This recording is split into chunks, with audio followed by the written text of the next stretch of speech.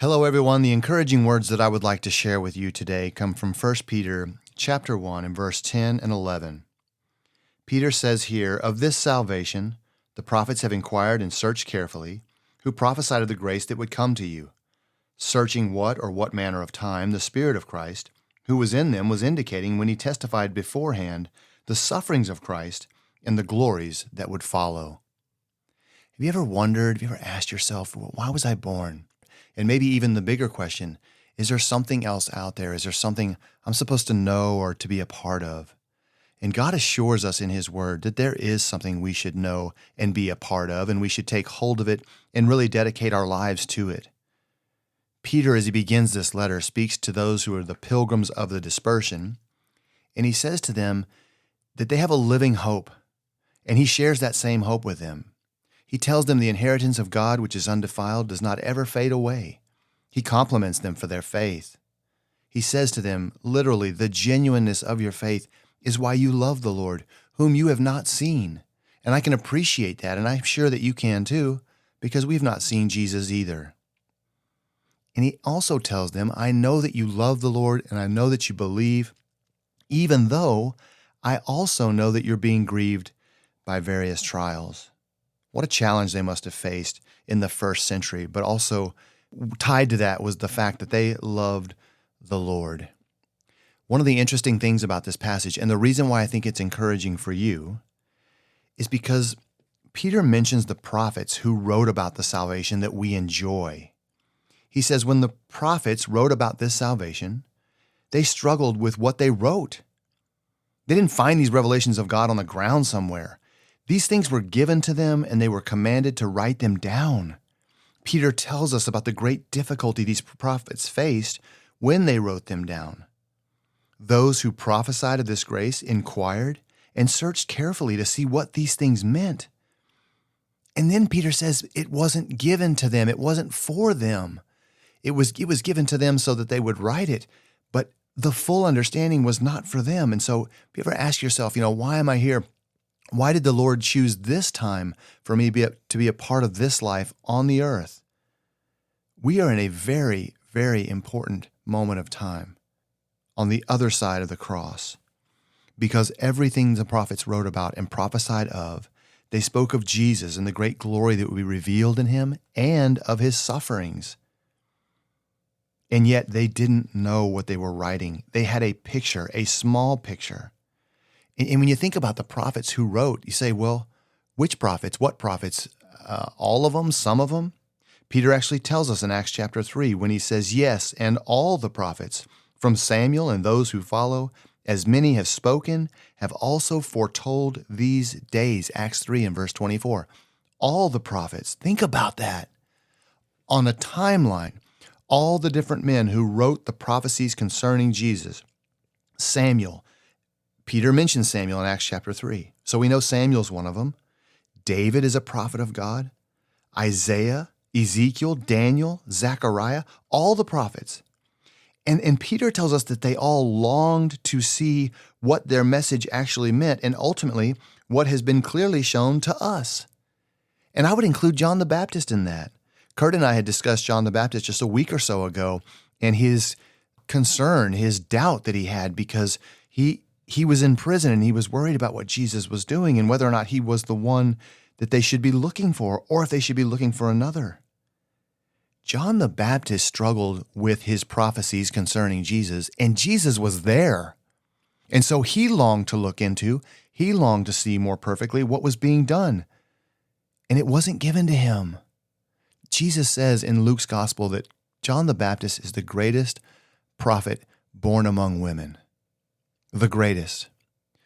But greater than John is the least of these who are now in the kingdom. That we're greater than John because of what we know and what we understand. Peter says, it was written for you. Again in verse 11, they searched what manner of time the Spirit of Christ was indicating when he testified beforehand the sufferings of Christ and the glories that would follow. And you can pick any Old Testament passage that is a prophecy of Christ and his coming. And you can see as you read just a portion of who Christ is and what he will ultimately do, that the one who wrote it, the one who was given this inspired truth, struggled with that. What does this mean? What else is there? What's behind this message? There's a really good illustration that I found to kind of explain what it would be like for one of these men to have a prophecy given to them and be told to write it down by the Lord himself. It's like this. If you're driving toward a mountain, let's say you're driving up towards the Rocky Mountains, and you're hundreds of miles away, that the first time that the Rocky Mountains come into view, it looks like just one giant hill, and it just kind of stretches out. And you can't tell much more than that. It's too far away. You can't see the details of the mountain. But as you get closer, you start to see that, oh, this thing's bigger than I initially thought. You get even closer and you realize it's not just a hill. It's not a clump of dirt that's piled on the earth. These are marvelous, majestic mountain ranges. It's not just one peak. There are hundreds of peaks as you go along the Rocky Mountain range. And so getting closer to it, seeing it, touching it, watching all the things that take place on that mountain, that's when you will fully know about the Rocky Mountains, not from seeing it from a distance. You know something, but you don't nearly know all that is to be known about the mountain, what it looks like, how tall it is, and all the beautiful things that are found there. It wasn't for them. Who was it for? It was for you. And that is so encouraging. It was for me. The timeline that we're on, that God preserved these things from the beginning, the mystery that was kept secret from the foundation of the world was revealed through Jesus Christ and his apostles, and we have their message. We know that the prophets were troubled about the things they were given to write. They weren't the only ones who were given these prophecies and yet didn't understand. 1 Peter chapter 1, verses 10 through 12. I want to read it again, but I'm going to add verse 12. Of this salvation the prophets have inquired and searched carefully, who prophesied of the grace that would come to you, searching what manner of time the Spirit of Christ who was in them was indicating, when he testified beforehand the sufferings of Christ and the grace that would follow. To them it was revealed that, not to themselves, but to us, they were ministering the things which now have been reported to you through those who have preached the gospel to you by the Holy Spirit sent from heaven, things which angels desire to look into. There couldn't be a more honorable thing to be said that as these things were unfolding, not just the prophets who were writing them, they searched diligently and carefully to see what else they could understand about Jesus, but the angels desired to look into that. You see how important you are. You see how long God waited in the work that he did year after year after year as this earth has been standing. It is for you. The angels didn't understand.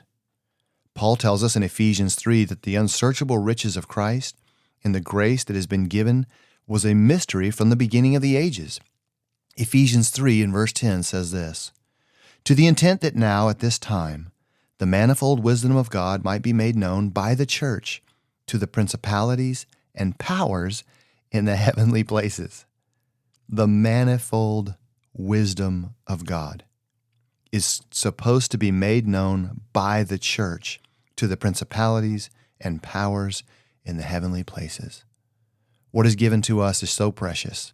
It is the love of God through the shedding of the blood of his Son, Jesus Christ. We have it. It was done for us. Take hold of it, be encouraged by this truth, and walk upright. Follow the Lord. Be like Jesus as much as you can.